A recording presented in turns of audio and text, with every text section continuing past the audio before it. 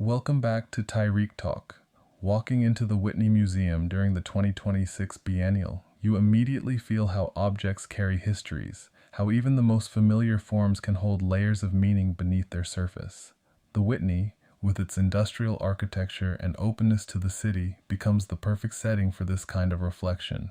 It's a space where materials speak, where context matters, and where artists reframe the everyday in unexpected ways. Curated by Marcela Guerrero and Drew Sawyer, this biennial brings together artists who are deeply engaged with transformation, of systems, of histories, and of objects themselves. It's an exhibition shaped by mood and material, where meaning often emerges through subtle shifts rather than direct statements. And Sula Bermudez Silverman's work captures that transformation with striking clarity. At first glance, her sculptures feel both familiar and unfamiliar.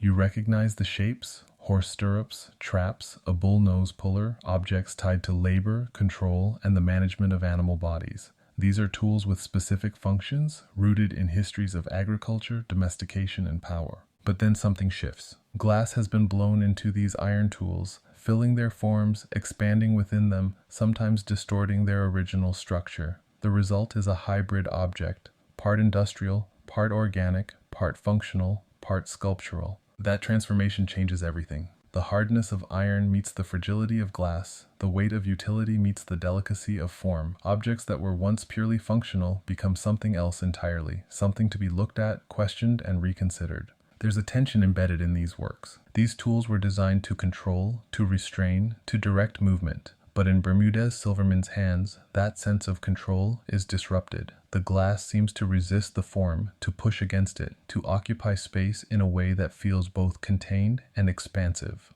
It's as if the object is holding its own contradiction, and that contradiction opens up a deeper conversation. By using found objects, the artist draws attention to the histories embedded within them. These are not neutral forms. They carry associations with labor, with domination, with human relationships to animals and land. But by altering them, by introducing glass, Bermudez Silverman creates a space for reimagining those histories. The work becomes less about what the object was and more about what it can become. There's also something deeply visual in the way the glass interacts with light. As you move around the sculptures, reflections shift, transparency changes, and the interior of the object becomes visible in new ways. The glass almost feels alive, catching the environment, responding to it, transforming with each step you take. And within the Whitney Biennial, this responsiveness connects to the larger themes of the exhibition. This biennial is filled with works that explore how systems, whether social, ecological, or technological, shape experience. Bermudez Silverman's work focuses on objects as part of those systems. She reveals how tools, materials, and everyday forms carry meaning, and how those meanings can be reshaped.